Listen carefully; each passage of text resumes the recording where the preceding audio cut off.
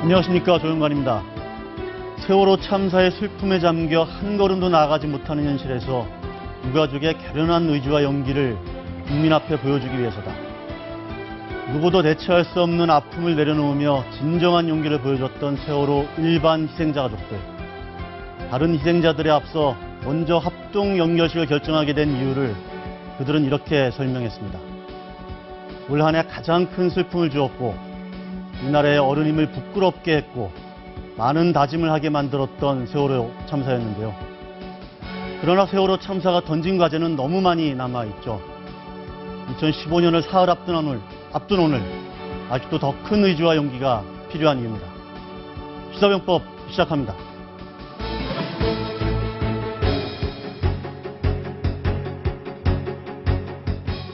더 이상 포기하지 않는 이기는 정당을 만들겠습니다.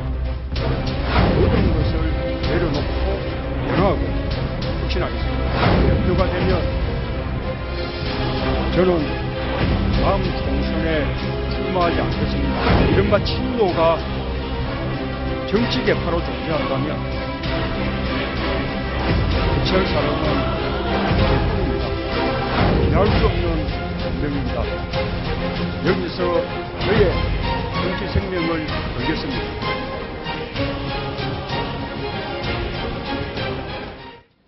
네, 한 주를 시작하는 정치권의 뜨거운 이슈들, 이분들은 어떤 관점으로 바라보고 있는지 궁금합니다. 민병욱 전 한국간행물윤리위원장, 전원책 변호사, 신동준 박사, 그리고 최진영 변호사 함께하겠습니다. 안녕하십니까? 네, 안녕하십니까? 예. 자, 오늘 야당 얘기부터 좀 하고 싶은데요. 짧게 문재인 의원의 오늘 당권 도전 선언 잘한 거라고 보십니까? 김 위원장님? 안 할 수도 없겠죠. 지금 안 할 수도 없는 상황까지 왔는데 예. 과연 흥행에 성공할 수 있을지는 좀 더 두고 봐야겠죠. 저는 안 될 거라고 보고 있습니다. 안 될 거라고 보십니다. 우리 신 박사님도 짧게 한번 코멘트 한번 해주시죠. 글쎄, 아니, 국민들 누가 관심 있는 사람이 많은지 모르겠어요. 근데 하나 좀 말씀드리면은, 네. 그 문재인 의원님은 네. 당대표 떨어지면, 네. 아니, 되면은 내년 총선 안 나간다. 그렇죠. 안 되더라도 안 나간다. 이렇게 말씀하셔야지. 왜 토를 붙이시는지 모르겠어. 그래. 저 변호사님. 이른바 빅3 중에 네. 정세균 의원이 네. 이제 출마하지 않겠다고 얘기를 했고, 이 박지원, 문재인 두 분인데, 네. 이 문재인 의원이 가장 논란의 이제 중심에 있죠. 이 친노 정당이 되느냐 마느냐, 친노만이 정당이 되느냐 마느냐는 문제입니다. 네. 만약에 친노만이 정당이 되면 야당 세력이 그 통합진보당의 이번에 해산과 연결되어서 네. 새로운 진보 정당을 만들 가능성이 있고 분화될 네. 가능성이 있지 않느냐 해서 2월 전당대회가 또 하나의 분수령이 될 가능성이 있습니다. 자, 최 변호사님, 제가 조금 이따 저 발언 기회를 드리고, 제가 한번 우리 야당 주변 임수정 기자 연결해서 문재인의 당권 도전과 관련된 이야기 먼저 한번 들어보겠습니다. 자, 임수정 기자. 네, 국회입니다.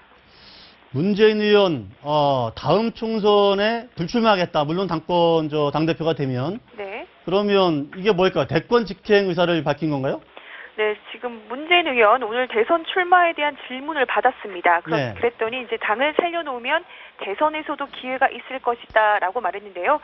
이제 자신이 당대표가 돼서 성공적으로 당을 이끌면 네. 저 총선 승리를 발판으로 차기 대선 후보로 나서겠다는 뜻을 우회적으로 밝힌 거다고 볼 수 있습니다. 네. 그런데 지금 반대로 당을 살리는 데 실패하면 문재인의 시대적 역할은 끝이다. 이렇게 사실상 그 정치 은퇴까지 염두하는 마지막 승부수를 던졌다고 볼 수 있습니다. 지금 박원순 시장이나 안희정 지사 등 야권의 다른 이제 대선 주자들이 차근차근 입지를 다지고 있잖아요. 네. 그래서 이제 문재인 의원으로서도 정치 생명을 걸고 정치력을 검증받겠다 이런 의지를 보여줬다고 할 수 있습니다. 정치 생명을 건 승부수를 던진 거다. 네네. 결과가 어떨까요? 지금 박지원 의원도 어제 당권 도전 선언을 했고, 일단 문재인 의원과 박지원 의원의 양강체제라고 봐야겠죠? 네, 조금 더 솔직히 말씀드리면 네. 당 안팎에서는 문재인 의원이 좀 앞서 나가고 있다. 결국에는 당대표가 되지 않겠냐 이런 분석이 좀 우세합니다. 네. 지금 호남 세력을 바탕으로 한 김대중 비서실장 대 그 영남을 기반으로 한 노무현 비서실장의 대결 구도가 됐잖아요. 네. 지금 문재인 의원이 대중적 인지도가 좀 높기 때문에 여론조사에서 상당 유리합니다. 네. 하지만 그 호남 지역 대의원 숫자가 많기 때문에 박지원 의원이 그 대의원, 권리당원 등 당심에서는 문 의원에게 밀리지 않는다 이런 분석도 있습니다. 아, 좀 뚜껑을 열어봐야 된다. 네네. 그런 말씀인데. 자, 그런데 김부겸 전 의원, 박영선 의원 이런 분들이 이제 이른바 비주류 제3후보로 나올 가능성이 거론이 됐는데 둘 다 네. 불출마하는 것 같죠? 네, 그렇습니다. 그 비노 진영에서 문재인 대항마로 떠오른 김부겸 전 의원은 어제 이제 불출마를 선언했죠. 네. 그 대구 총선 승리가 김부겸 본인에게는 더 중요하다고 판단했기 네, 때문입니다. 지금 김부겸 전 의원 다음으로 거론되던 박영선 의원도 네. 그 오늘 경선에 불출마하기로 했습니다. 네. 오늘 박영선 의원이 기자들과 오찬을 했는데요. 네. 원래 전당대회 나갈 생각이 없었다. 네. 지금은 그냥 다시 충전할 때다 이러면서 불출마 의사를 재차 아. 밝혔습니다. 네. 자, 임수정 기자 잘 들었습니다. 네, 감사합니다. 네. 자, 우리 현장 기자 얘기를 들어봤는데 우리 최 변호사님. 네네. 아까 뭐 계속 이어서 한번 말씀해 보시죠. 네. 문재인 의원의 이번 승부수라고 지금 우리 현장 기자는 얘기를 하는데 네네. 잘 던진 승부수일지. 뭐 잘 던졌다 못 던졌다라기보다는 불가피한 승부수다 이렇게 얘기를 예. 하고 싶은데요. 사실 그 좀 전에 뭐 여러 가지 말씀이 있었습니다만 본인이 했던 말씀 중에 총선 전까지 당을 신제품으로 바꾸겠다 네. 이렇게 그 기체를 들었는데요. 네. 과연 신제품으로 바꿀 수 있을지 사실 네. 아시다시피 새술은 새 부대에 담아야 되는데 네. DJ의 어떤 적통을 이어간다는 네. 박지원 의원이나 아니면은 그 친노의 수장이라고 할 수 있는 네. 우리 그 문 의원이나 네. 두 분 다 어떻게 보면 뉴페이스라기보다는 네. 옛날 어떻게 보면 묵은 술이다라고 생각을 할 수가 있는데 네. 과연 어떤 식으로 어떤 국민들에게 그 흥행을 일으키고 네. 이걸 만들어 갈지는 상당히 그 관심이 있습니다만 이분들 얘기하는 중에 복지뿐만 아니고 경제 성장도 네. 관심을 두는 유능한 정당을 만들겠다. 결국 지금은 스스로 지금 정당이 좀 무능하다라고 자기 고백을 그런 하는 것 거죠. 같은데요. 예, 예. 정말 그와 같은 것을 해 나갈지 정말 그걸 네. 어젠다를 보여주지 못한지 여부가 예. 아주 제일 중요한 것이라고 생각합니다. 자, 민 위원장님. 지금 결국은 이제 이번 당대표가 이제 내후년 2016년 총선을 치르는 거잖아요. 글쎄, 그런데 예. 이 얘기를 꼭 해야 될 필요가 있을 것 같습니다. 2016년 4월 총선, 네. 거기서 이기는 것을 아마 얘기하면서 네. 더 이상 패배하지 않는 네. 이기는 정당을 만들겠다고 했는데 네. 우선 가깝게는 내년 4월에 선거가 있지 않습니까? 4월에 이제 재보궐선거, 없던 재보선이 생긴 거죠, 이번에. 통진당 의원들이 다 이제 의원직 박탈 당한 네. 다음에 생긴 지역구 선거가 있는데 나는 적어도 문 의원이 예. 이 당대표로 나오신다고 한다면은 예. 그런 부분을 얘기를 해야 한다고 생각합니다. 이기는 선거는 바로 내년 4월부터다. 라고 아. 못을 박든가 네. 아무 얘기도 없이 그냥 더 이상 패배하지 않는 이기는 정당을 만들겠다. 뭐 어떤 것이 이기는 정당인지 적어도 목표가 분명한 것이 보이지가 않지 않습니까? 제가 그래서 지금 질문을 이제 좀 주제를 다루고 싶은 게 뭐냐면 결국은 일단 사실 국회의원이나 정치권에 관심은 다 2016년 총선에 가 있거든요. 그 당권을 잡고 거기에서 공천을 받아서 대거 좀 국회에 진출하는 게 더 급선무, 당장에 더 관심인 거죠. 결국은 예, 친노의 뭐랄까 문재인 의원의 친노의 문지기가 되는 것 아니냐 이렇게 볼 수도 있지 않겠습니까? 이 오늘 문재인 의원이 네. 그 친노가 만약에 그 친노만의 어떤 그 쉽게 말하면 패거리가 있다면 네, 그걸 네. 해체할 사람은 자기밖에 없다. 네. 이런 얘기도 했거든요. 네. 그런데 문제는 우리 지금 야당의 가장 큰 문제는 네. 우리 이념의 통일성입니다. 네. 야당은 문자 그대로 그 사회민주주의라고도 뭐 볼 수 없는 과거 그 개혁만 부르짖던 소위 386, 이제 486이 됐죠. 네. 이런 486이 중심이 된 친노 세력이 있고, 네. 이 DJ를 그 이은 구 동교동 세력 중심의 또 세력들이 있고, 네. 이번에도 또 그렇게 안철수 한바탕 세력이 붙게 있고, 되는 거죠. 네. 사실은 이념적 통일이 전혀 안 돼 있어요. 화학적 그 결합도 안 돼 있고, 그래서 이번에 예컨대 문재인 의원이 그 정치 생명을 건다 하는 그런 이 현장 기자의 시각은 전혀 네. 잘못됐다고 봅니다. 왜 잘못됐는가 하면 지금 통합과 혁신이 그 과거의 민주당의 민주당에 들어올 때는 굴론돌입니다. 네. 근데 모바일 선거로서 당권을 장악했거든요. 네. 한명숙 대표를 내세우고 문재인 의원이 가장 큰 힘을 발휘했던 선거가 바로 지난번 총선입니다. 그런데 이번에 역시 그 정치 생명을 걸 하는 이유가 없어요. 충분히 이깁니다. 친노 세력이 예. 만약 문재인 의원이 당권에 도전했다는 얘기는 네. 당권을 잡겠다는 거예요. 당권을 당권을 잡고 예, 그렇죠. 당권을 잡고 그리고 의원 출마를 하지 않고 나는 그 다른 경쟁자와 다르게 독자적으로 나는 이제 대권 후보로 나아가겠다. 네. 뭐 야당에도 그 여러 가지 이 잠룡들이 있지 않습니까? 네. 여러분들 안철수 의원도 있고 또 박지원 의원도 있고 여러 잠룡이 있는데 다 뿌리치고 나는 당권과 대권 분리하지 않고 예. 혼자서 고구에 나가겠다는 거예요. 그렇죠. 이 친노가- 그게 지금 예. 이제 제대로 된 선택을 한 건지 아닌 아니 건지 그걸 자칫 잘못 보면요 친노 패권주의로 보입니다. 그래서 분당설이 나오는 것이거든요. 네. 그러니까요. 친노 패권주의로 만약에 이제 호남 중심의 네. 과거 야당 세력들이 받아들이면 네. 분당이 되는 것이고 그렇지 않으면 또 문재인 당권에 전부 다 종속돼서 끌려갈 수밖에 없겠죠.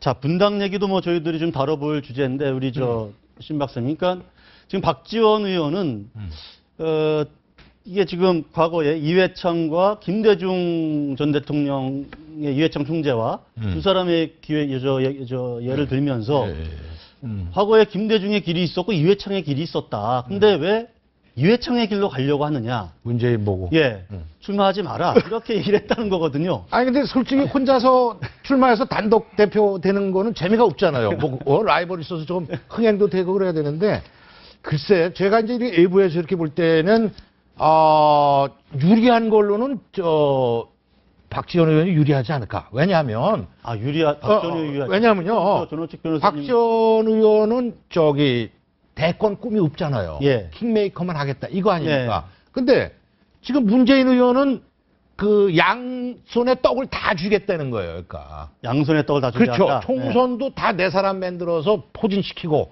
대권도 여세를 몰아서 먹겠다 이거죠. 네. 근데 이렇게 이거는요 자칫 잘못하면은 소탐대실로 가요. 그 경우에 왜냐하면 지금 현재의 예. 문재인 의원의 이미지에 이렇게 더 씌워 있는 거는요. 네. 종북 이미지의 숙주 이미지가 더 씌워져 있습니다. 문재인 의원한테 그런 이미지가 더 씌워져 있습니까? 최민년의 NLL 사건이니 뭐 해가지고 종북에 계속 국가보안법 철폐, 대선 전에 촛불 시위 나가고 그랬잖아요. 그래가지고 이 이미지 가지고는 대권을 못 먹습니다. 근데 그건 조금 너무 글쎄, 장하십니다. 아니, 제가 볼 때는, 그림이 다 있습니다. 그러니까 잠깐 제 얘기 더 들어보세요. 예. 친노 이미지의 결정타가 그거라니까요. 상대 쪽에서. 그러니까 설령 상대가 이렇게 공격할 수 있다. 그렇죠. 그렇죠. 요번 당권을 먹더라도 네.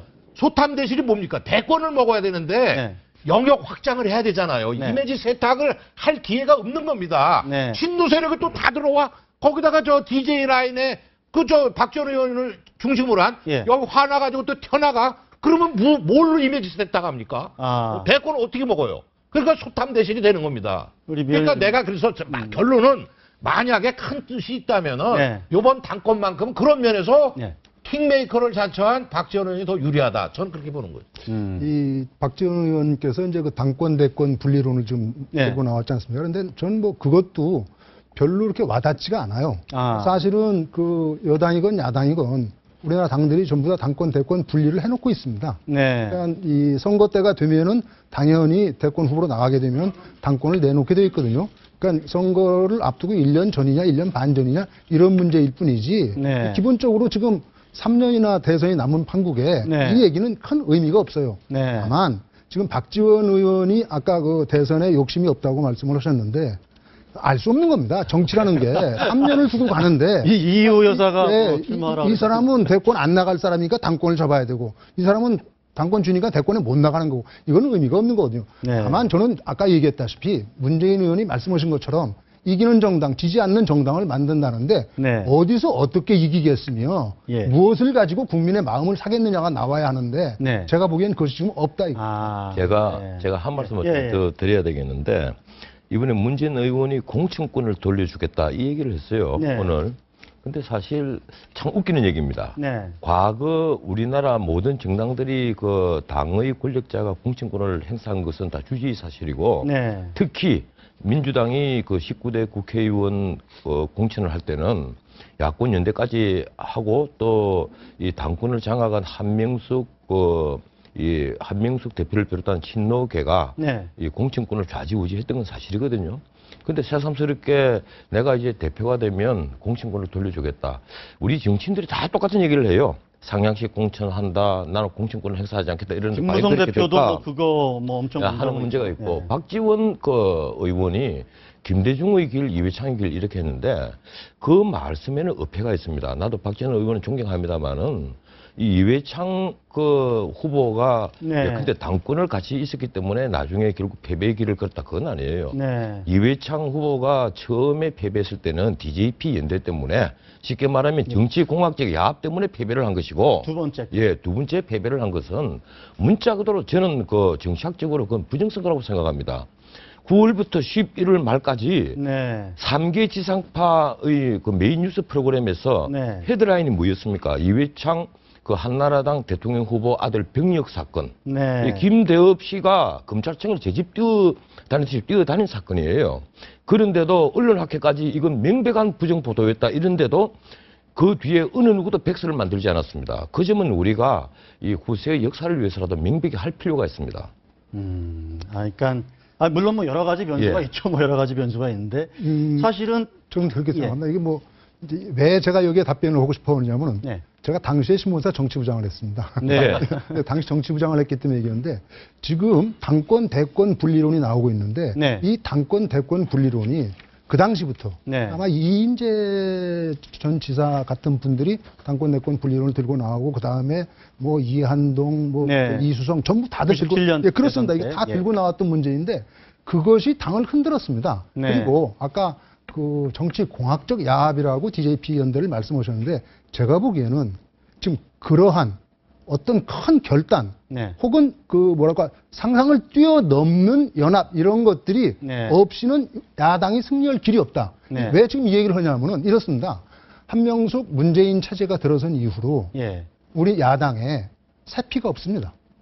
누굴 데려온 사람이 없어요. 새누리당은 오히려 사람들을 키워가지고 계속 대표라도 바뀌었죠. 정치 네. 전면에 나서기도 했는데 네. 우리 저 민주당부터 시작해서 새정치연합에 이르기까지 네. 새로운 인물 누구를 한번 대보십시오. 안철수 씨. 본인이 아니, 본인이 그런데- 무덤을 아니, 파고 그런데- 들어왔었던 사람이고요. 예, 정말 말씀 중에 정말 죄송한데요. DJP도 마찬가지고 노무현 대통령과 정몽준 그 당시 대통령 후보의 연대도 마찬가지입니다. 그때 연대는 이념의 동질성이 전혀 없었어요. 정책과 이념이 완전히 다른 네. 세력들이 쉽게 말하면 연합을 한 것은 그건 야합이라고 볼 수밖에 없습니다. 그건 정치공학적으로 문제가 있는 것이죠. 정책과 DJP 야합이라고 보시는 거죠. 이념이 네. 동질하다면 네. 그건 우리가 구태여 그 야합이라고까지 표현을 할 필요가 없는데 네. 뭐 근처라도 간다면요. 네. 대북 정책 같은 것은 김종필 당시 당시 JP하고 DJ하고 완전히 틀렸어요. 그 안보 정책부터 그렇게 완전히 달랐던 DJP가 연합을 했거든요.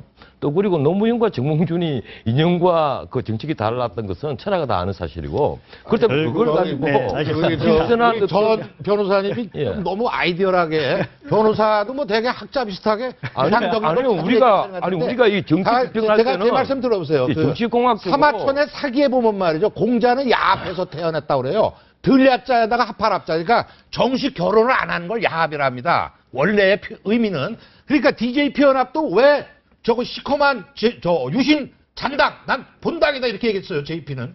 그리고 여기는 민주의 투사다. 어떻게 이렇게 합칠 수 있느냐. 그래가지고 뭐 난리가 났습니다. 근데 DJ는 진짜 민 선생님 얘기했대로 결단한 거고 그게 승부수였어요. 잘한 겁니다. 그건 야합이라고 보면은 공자는 야합이라고 하는 거와 똑같이 용 제가 얘기하는 것은요, 우리가 성숙한 민주주의로 나아가는 데 있어서는 앞으로는 없어져야 될 천하를 거머쥘 때는요. 야합이에요. 협력도 하는 겁니다. 우리가 지금 민주주의 하자는 거지. 아니 과거에 그런 대해 식으로 개혁지 하자는 아니 겁니다. 천하는 그렇게 간단치 않아요. 자, 지금 2500년 전에 열국지 시대예요.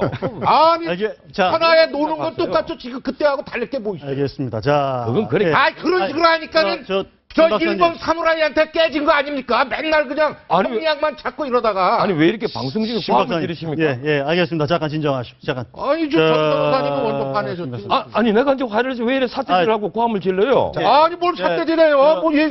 시장님. 아니, 저 합리적으로 잠깐만요. 토론합시다. 잠깐만요. 지금 야, 합리를 내가 한 게 뭐가 잘못이에요? 신 소장님. 아니, 잠깐만. 생각하는 건 다를 수 있지만. 저 진행에 좀 협조 부탁드립니다. 제가 말씀드리잖아요. 자. 아니 왜 이렇게 자, 사태질을 하고 합니까? 예. 그만합시다, 그만. 정 변호사님. 잠깐 좀 가라앉으시고요. 지금 토론을 하다가 지금 그러니까 아니 이거 논쟁은 좋은데 논쟁은 진행자는 좋습니다. 다 좋은데 예. 방송에서 기본적인 예의는 좀 지키면서 방송을 합시다. 이건 아니에요. 자, 신 소장님. 아니, 내가 뭐 손가락 신 소장님. 냈습니까? 네, 신 소장님. 알겠습니다. 자, 넘어갔습니다. 지금 자, 우리 최 변호사님. 다음 얘기 제가 좀 넘어가겠습니다. 네네. 지금 문재인 의원이 여론조사로 지금 1위로 네, 올라섰지 맞습니다. 않습니까? 네. 박원순 시장을 좀 누르고 올라섰는데 무슨 특별한 변화 요인이 있다고 봐야 되나요? 아마 그런 것 같습니다. 뭐 결정적인 변화라기보다는 아시다시피 뭐 보합선에서 왔다 갔다 하는 그 주가에 비유하면은 보합선에서 왔다 갔다 하는데 약간 변동이 있었던 것은 특히 이제 지금 박원순 시장에게 봤을 때는 최근에 좀 몇 가지 악재들이 좀 있었던 것 같습니다. 예. 아시다시피 지금 그 서울시 인권 헌장 같은 것이 무산됐지 않습니까? 특히 이제 보면은 성적 소수자에 대한 차별을 금지하는 것을 명시해야 된다라고 해서 이렇게 뭐 거의 만들 듯 하다가 무산이 됐기 때문에 네. 어떻게 보면 전통적으로 약간 야권, 진보적 성향이 있는 분들의 표를 조금 갉아먹은 것이 있고 또 최근에 이제 서울시장에서 대표의 막말표가 있었지 않습니까? 여전히 그것은 악재들이 몇 진행 가지가 중이었죠. 좀 쌓인 게 거기다가 있죠. 예. 최근에 또 한 가지 있던 것이 제2롯데월드 사건과 관련해서 사용 네. 승인을 했는데 계속 사건이 생기면서 네. 과연 서울시가 감사를 제대로 했느냐 이 부분이 또 몇 가지 겹치는 것 같습니다. 그 예. 반면에 지금 문재인 의원 같은 경우에는 당권 도전을 선언하면서 어떻게 갈지에 대해서 상당히 조금은 조심스러웠지만 확실하게 본인의 의사 깃발을 세우니까 그렇다고 하면 지금까지 관망세로 보던 지지자들이 조금 확 이렇게 결집한 그런 효과를 본 것인가 아닌 그 해석을 해볼 수가 있겠습니다. 어쨌든 문재인의 어떤 당권 도전하면서 여러 가지 언론이 좀 오픈도 되고 네네. 하면서 그 효과가 좀 있었을 것 같다. 자, 조금 전에 조금 두 분 좀 언쟁이 있었는데 먼저 시청자분들께 제가 좀 죄송하다는 말씀 드리고요. 조금 좀 흥분 너무 뭐 이렇게 싸우러 나오신 건 아니지 않습니까? 서로 각자 주장을 하시되 뭐 좀 서로 예의를 좀 갖춰서 이렇게 했으면 좋겠습니다. 자, 제가 조금만큼 더 얘기를 할게요. 문재인 의원에 대해서 공정권을 국민한테 돌려준다. 네네. 그런데 정당의 기본이 뭐겠습니까? 정당은요. 공직 후보자들, 공직에 나설 사람들을 정당의 이름을 붙여가지고 국민들 앞에 내세우는 것입니다. 네. 그게 정당의 역할입니다. 네. 그런데 국민한테 공정권을 다 주겠다? 아니죠. 저는 정당은 국민 속에서 네. 공직을 맡을 만한 사람을 찾아 나서야 한다고 봅니다. 네. 그런데 지금 우리나라 야당이 지금까지 그런 사람을 찾아 나섰느냐? 저는 아니었다고 봅니다. 지난 몇 년 동안 야당은 손 놓고 발 놓고 있었고 솔직히 말해서 그 2등 정도의 기득권에 안주해 있었던 겁니다. 지금 그것을 깨지 않고서 당을 혁신한다? 전 이건 어불성설이다. 이렇게 보는 겁니다. 그러니까 근본적인 어떤 개선. 네. 민 선생님 말씀에 이제 첨언을 하면요. 지금 현재 야당 구도, 여당도 마찬가지라 생각합니다. 하여튼. 네. 야당이 또 이렇게 해서 여기서 후보가 되면 다음 대권, 이거는 진짜 천만 착각입니다. 제가 볼 때는. 네. 국민들의 바라는 것도 그렇고, 민 선생님 지적했듯이 사람 수혈도 안 된 데서 맨날 그 나물에 그 밥에 그 나물로 또 다음에요. 이미 물레방아 흘러간 겁니다. 네. 세게 얘기하면은 지금 새로운 종북 이미지를 완전히 베낀 말이에요. 새로운 정말 진성 진보가 나와야 된다고 지금 여러 군데서 지금 움직이고 있잖아요. 알겠습니다. 국민들은 거기에 기대를 거는 거예요. 네, 네. 새 인물로 해가지고. 그리고 캐치프레이즈도 민생으로 먹고 사는 문제, 네. 인민 백성 먹고 사는 문제, 이런 비전을 내세우는 정말 진보다운 진보를 바라고 있는 겁니다. 알겠습니다. 자, 뭐 여러 가지 좀 다룰 주제들이 많은데 지금까지 뭐 야당 얘기를 좀 했는데 여권 얘기를 좀 하고 싶은데요. 그래서 김기춘 실장이 바뀌는 겁니까? 글쎄 제가 어떻게 바뀔 거로 예상은 하시나요? 그거는 박근혜 대통령께서 결심을 해야 될 문제인데 네. 지금 뭐 모든 언론 그리고 시중에 있는 거의 이 장사 미사들이 네. 그 얘기들이 거의 다 이제 일로 산문이라고 그러죠. 이 예. 김기춘 실장과 문고리 3연방이 물러나야만 네. 이 어떻게 그 혁신으로 보일 것이고 네. 그리고 대통령의 그 지지도가 올라갈 것이다 이런 얘기를 하는데 전 그 좀 다르게 생각을 해요. 네. 그런데 뭐 물러나지 말라는 게 아니고 그 네 사람으로 되지 않는다. 않는다. 예, 정치 혁신을 완전히 하고 대통령께서 이 소통하는 방법을 네. 바꾸지 않으면 이 박근혜 대통령의 지지도가 지금 자칫하면 내년 그 말에는 네. 지금보다도 훨씬 더 추락을 할 가능성이 있다. 왜 그런가 하면 네. 경제가 말이죠. 원래 네. 우리가 그 뭐 KDI를 비롯해서 한국은행에서 전부 다 한 내년 경제를 3.9% 정도는 성장하지 않겠느냐 이랬는데 네. 지금 IMF부터 그 우리나라 그 경제 연구기관들도 대부분 3.5%로 다 낮춰 잡고 있습니다. 이 경제가 계속 어려워지고 가처분 소득이 줄고 그 지금 경기 불황이 보통이 알겠습니다. 아니거든요. 그 얘기와 관련해서 늘겠어요. 제가 지금 청와대 기자가 좀 대기하고 있는데 한번 전화 연결한 예. 다음에 그 얘기를 계속 좀 이어갔으면 좋겠습니다. 자, 동정민 기자 나와 있습니까? 네, 청와대에 나와 있습니다. 자, 김기춘 비서실장 교체될지 안 될지 뭐 관심인데, 근데 청와대 내에서는 교체하려 해도 뭐 이렇게 대안이 마땅치 않다, 뭐 이런 얘기도 나오고 있는 것 같은데요. 어떤 사람이 거론되고 있고 또 거론되는 분들은 어떤 문제가 있습니까? 네, 김기춘 비서실장 교체가 아직 확정된 건 아니지만 이번 청와대 내부 문건 유출의 책임은 피하기 어렵지 않느냐 이런 여론의 의견들이 많은데요. 워낙 중요한 자리이기 때문에 대안이 마땅치 않다. 이게 청와대의 지금 현재 고민입니다. 현경대 민주평통 수석 부의장이나 홍사덕 전 의원, 그 외 원로그룹 7인의 멤버 등이 거론은 되는데요. 그동안 박 대통령이 본인보다는 나이가 좀 많은 청와대의 중심을 잡을 수 있는 안정감 있는 인사들을 원해왔습니다. 그러나 지금 약간 위기라는 측면에서는 새신의 이미지와는 맞지 않는다라는 비판들이 나오고 있습니다. 또 일각에서는 이번 통진당 해산의 주역인 황교안 비서실장설도 나오지만 대통령을 잘 모르는 인사가 올 경우 보좌가 어렵고 오히려 비서관이라고 불리는 문고리 3인방이 더 주목을 받을 수도 있다는 점 여전히 우려거리입니다. 그 외에 네. 최회출 영남대 교수의 경우에는 대통령을 잘 알지만 교수만 해온 터라 정무 영역에서 한계가 있고요. 또 네. 이주영, 최경환 의원과 같은 현역 의원은 의원직을 버려야 하는 그런 네. 어려움이 또 있습니다. 아, 그러면 뭐랄까요, 청와대 개편 그리고 개각 이런 것들이 좀 언론에서 예측하는 것보다 좀 늦어질 가능성이 높겠네요. 네, 그렇습니다. 이런 고민들 때문에 좀 늦춰질 가능성들이 크게 제기되고 있는데요. 아직 네. 청와대 내에서 인사쇄신을 위한 구체적인 움직임은 감지되지 않고 있습니다. 1월 둘째 주 정도로 예상되는 신년 기자회견 전에 인사는 어려울 것 같다라는 얘기들이 유력하게 나오고 있는데요. 네. 내부에서는 명확한 잘못이 드러난 것이 없는데 너무 인사폭으로 크게 하는 것도 좀 모양새가 이상하다며 아예 인사 시기를 더 뒤로 늦춰질 가능성도 네. 배제할 수는 없습니다. 네. 지금까지 청와대에서 전해드렸습니다. 네, 동정민 기자 고맙습니다. 자, 김기춘 실장을 뭐 바꾸고 싶어도 지금 뭐 마땅한 대안이 없는 것 아니냐, 뭐 이런 또 기류가 나오고 있는 것 같아요. 대체 뭐 어떤 사람들이 좀 비서실장으로 했으면 좋겠습니까? 민 위원장님 좀 세간에 좀 들리는 소리. 지금 아까 저 동정민 기자가 얘기했던 그분들, 예. 그분들을 다 대통령이 만나세요. 예. 대신 그분들 중에서 뽑지 말고 네. 그분들의 추천을 받아서 다른 사람을 쓰세요. 아. 왜 도대체 난 우리 대통령이 정말로 세상을 모른다고 생각하지? 네. 자, 이거 한번 저 김기춘 실장만 가지고도 얘기를 봅시다. 그분은 어떤 분입니까? 네. 제가 기자할 때입니다. 네. 우선은 기본적으로 92년 선거에서 네. 지역감정 발언을, 지역감정을 부추겼던 분입니다. 네. 그리고 뭐 이 얘기 또 하면은 또 화가 나시겠죠. 그러면 이제 또 다른 얘기가 나올지 모르겠지만 유신 헌법과 관련이 있는 분입니다. 네. 지금 이게 72년에 2014년이 40년이 가까이 됐는데 지금 그분을 쓴다는 것은 제가 보기에는 박근혜 대통령의 철학이 없기 때문에 이런 일이 생긴 겁니다.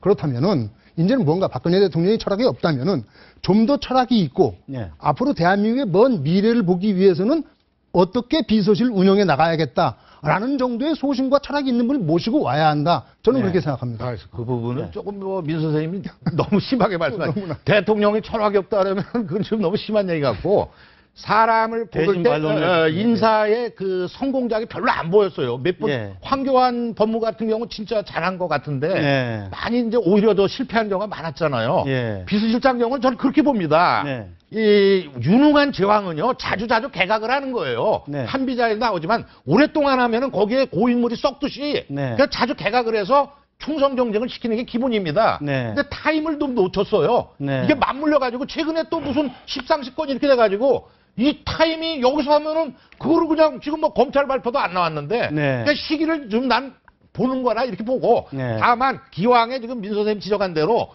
저 인사 실패 이걸 만회하는 차원에서 네. 좀 많은 대로 폭넓게 말이죠. 이렇게 수렴해가지고 네. 좀 많은 사람들이 알겠습니다. 정말 이거는 인사를 정말 그렇게 했다. 될 만하다. 여기 저 부장님도 들어갈 수 있잖아요. 안 들어갑니다. 제안이 있었던 것도 아니고. 바꿔가지고 좀 했으면 좋겠어. 그렇게. 우리 전 변호사님, 되게 뭐랄까. 예. 비서실장의 조건이랄까. 뭐 이런 원래 그 분들. 현대 민주주의를 보면 네. 그 장관을 자기 참모로 기용을 하고 네. 그 참모들에게 권한을 이 적절한 권한을 다 위임을 해줍니다. 네. 그래서 예컨대 총리제를 두고 있는 나라에서는 네. 야당 시절부터 섀도우 캐비넷을 만들지 않습니까? 예. 그리고 총리가 되면서 그 섀도우 캐비넷이 그대로 내각에 들어가거든요. 예. 그래서 총리와 임기를 함께 합니다. 그리고 대통령제에 있어서도 가장 이제 표본이 되는 나라가 바로 미국인데 미국의 경우에는 이 대통령으로 당선이 되면 네. 이미 언론에 그 오른 수많은 사람들을 대통령이 인터뷰를 하죠. 인터뷰를 해서 장관과 그 이제 주요 참모들을 네. 임명을 하면 거의 임기를 함께 합니다. 네. 그게 이제 행정부가 이제 정상적으로 정치를 돌아가는, 책임지는 예. 책임정치거든요. 예. 우리는 지금 장관을 바꾸고 개혁을 하는 것이 항상 뭔가 하면 정부를 쇄신해서 다시 지지도를 올리기 위한 하나의 명분을 한다는 거예요. 그래서 어떤 장관이 뽑혀서 들어가면 자기 그 직무를 제대로 파악하는데 최소한 5, 6개월이 걸려요. 네. 그리고 자기가 일을 좀 하다 보면 바뀌어버린단 말이에요. 그 농림부 장관 같은 경우는 평균 임기가 10개월이 조금 넘습니다. 과거에 그랬죠. 예, 지금까지 계속 그래요.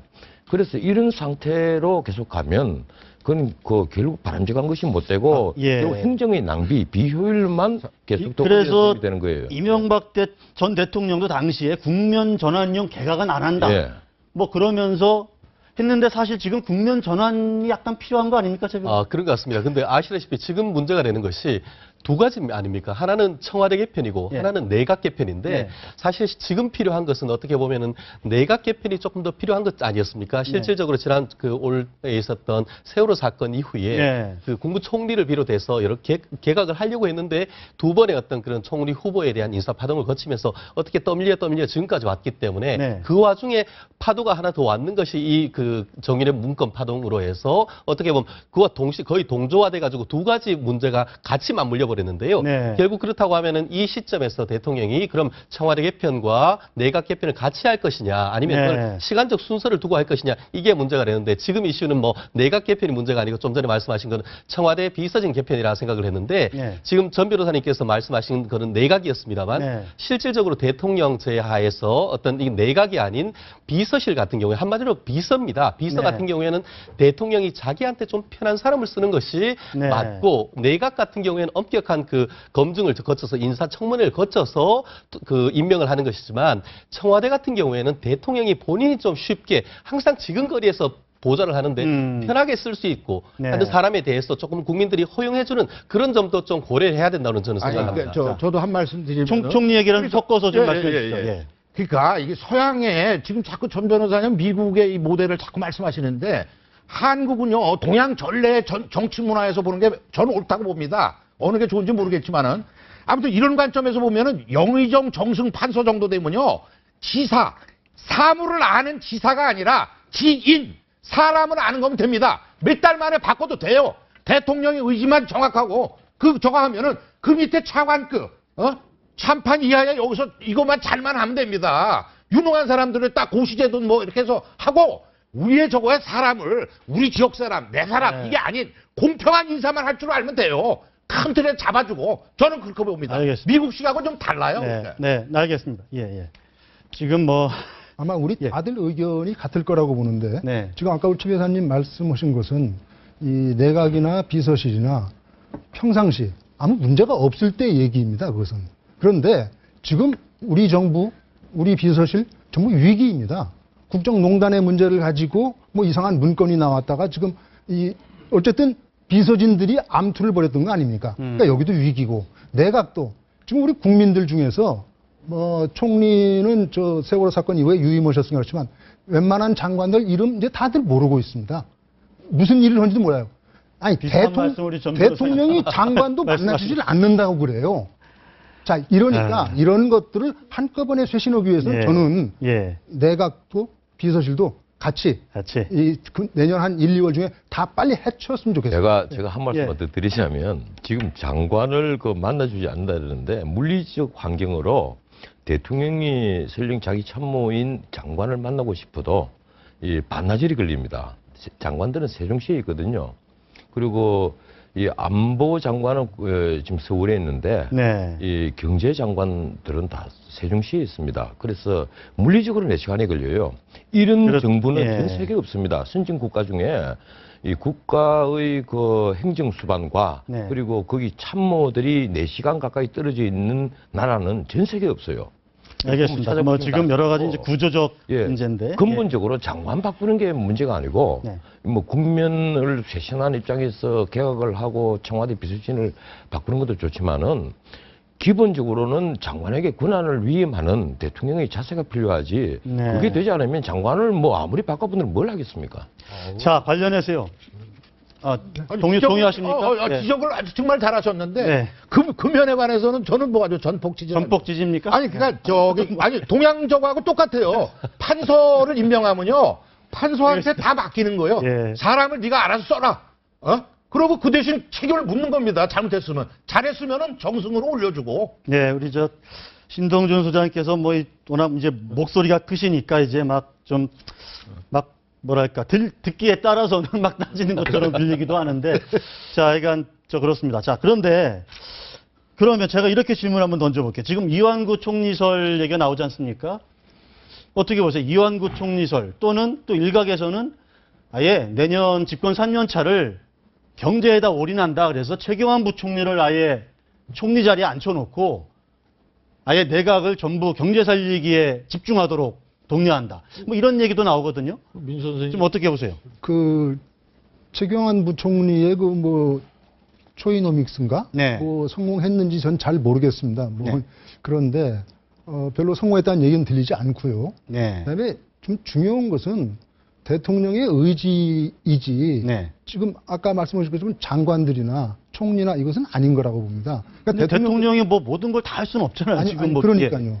그렇다면은 정말 믿을 사람을 데리고 들어와 가지고 그분한테 난 당신한테 모든 것을 맡깁니다라는 것을 보여줘야 되는데 제가 아까 이제 이 말씀하신 거 잠깐만 연결해 줬습니다. 가령 이 정부는 경제민주화를 바탕으로 해서 출범한 정부입니다. 경제민주화가 선거 공약에 굉장히 중요한 저거였습니다. 그런데 지금 경제민주화는 실종됐습니다. 그 경제민주화를 위반했던 사람조차가 실종이 됐습니다. 그런데 그렇습니다. 그다음에 인사입니다. 이 정부는 또 국민 대통합 100% 대한민국을 국민들한테 약속하고 출범한 정부입니다. 근데 그것도 실종됐습니다. 그러니까 그런 것들을 되찾는 인사를 먼저 해야 됩니다. 최경환이나 이완구냐가 문제가 아니고 지금 본인이 약속했던 것부터 집권 3년 차 이제 절반을 넘어가는 거 아닙니까? 절반을 넘어갈 때는 거기서부터 내가 약속을 지킨다는 의미에서부터 개각과 비서실 개편을 단행해야 한다. 저는 이렇게 봅니다. 두 분 율사분이시니까 저거에 민법에 사정 변경 원칙 있잖아요. DJ가 DJP 연합의 내각제 깰 때 사정 변경의 원칙을 얘기를 들었어요. 정치라는 것은 상황에 따라서 공약할 때가 다르고 집권했을 때 또 상황이 바뀌는 거 아닙니까? 그걸 그대로 가면 나라 망치려고 작정했어요. 마키아벨리가 그러면 망한다고 그랬잖아요. 그러니까 상황이 바뀌었으니까 이왕이면은 다 공약대로 하면 다 아이디어라고 좋은 건데. 그렇지만. 아니, 이게 지금 막 피를 수술해야 되는데 위험해서. 경제민주화를 조금 뒤로 나중에 하겠다. 알겠습니다. 이런 취지니까. 무슨 취지인지 알겠고. 이거 굉장히 중요한 얘기니까 제가 한 말씀 드릴게요. 이 경제민주화가 대통령 선거 기간에 이제 화두로 등장을 했고, 이 김종인 박사를 비롯해서 이 비대위에 새로 들어온 세력들이 그 얘기를 많이 했었어요. 야당도 그 얘기를 하고. 그래서 지금 보편적 복지라는 복지 정책을 다 받아들였지 않습니까? 지금 새누리당에서 무상급식뿐 아니라 무상보육 그리고 기초노령연금까지 다 하거든요. 그것도 다 경제민주화 정책에 맞추어서 그 입안된 그 정책들입니다. 네. 그리고 기본적으로 경제민주화라는 용어를 바라보는 시각이 김종인 박사와 박근혜 대통령이 달랐던 거예요. 뭔가 하면 김종인 박사는 이 바로 채널A 이 현장에서 얘기를 했습니다. 기업 같은 경우에 과거에 독일 삼인당 시절에 산별 노조가 주장하는 그 얘기를 한 거예요. 노조가 기업 경영에 참가하는 것이 경제민주화다. 이걸 새누리당 국회의원 152명이 당시에 152명인데 한 명도 모르고 있다. 이 얘기를 네. 바로 이 자리에서 했습니다. 그런데 박근혜 대통령이 알고 있는 그 이해를 하고 있는 경제민주화는 바로 공정거래 질서를 회복하는 겁니다. 그리고 동반 성장하는 것이고 네. 그 얘기는 박근혜 대통령이 수차례 했어요. 중소기업을 살리자는 얘기를 하고 있고 지금도 하고 있는 거예요. 그래서 야당이나 김종인 씨가 지금 경제민주화를 아직도 노조가 기업 경영에 참가하는 것으로 이해를 한다면 그건 바로 사회민주주의를 넘어선 사회주의에 근접한 아이디어입니다. 독일도 그렇게 하지 않습니다. 독일도 알겠습니다. 감사위원회에만 노조가 참여를 하지 기업 경영에 참가하는 노조가 없어요. 아까 말씀하신 네. 경제민주화에 대해서 얘기했는데 지난 대선 때 또 하나의 키워드가 아까 말씀하신 보편적 복지 아니겠습니까? 네. 지금 아시다시피 올해 그 계속 문제가 되는 것이 보편적 복지 얘기를 하다가 파산나겠다. 지금 이런 얘기가 나오지 않습니까? 좀 전에 그 박사님 말씀하신 것이 바로 사정 변경이란 것이 어떻게 보면 그 박근혜 정부가 들어선 이후에 보편적 복지에 돈을 쏟아붓다 보니까 지금 와가지고 주머니가 거의 비어가고 있다는 것이죠. 이 상황에서 아까 우리 이슈 중에 제일 처음이 문재인 후보가 나와가지고 뭐라고 했지 않습니까? 복지만이 아니고 경제 성장에도 유능한 정당을 만들겠다. 야당조차도 보면은 보편적 복지에서 수정하려는 움직임이 있고 네. 경제 성장 쪽에 방점을 찍는 상황이라고 한다고 하면은 그런 취지에서는 경제에 올인하는 것도 상당히 맞지 않는가 하는 생각을 해봅니다. 자, 이제 알겠습니다. 두 분 변호사님 예. 말씀을 들으니까 뭐 직접 여기서 뭐 들으셨다니까 제가 할 말은 없지만 그렇다면은 뭐 그 부분을 제가 다 인정하겠습니다. 그렇다면은 대통령이 국민에게 설명을 해요. 설명이 필요하다. 네. 지금 우리 대통령이 국민에게 이러한 것을 설명한 적이 있느냐 이겁니다.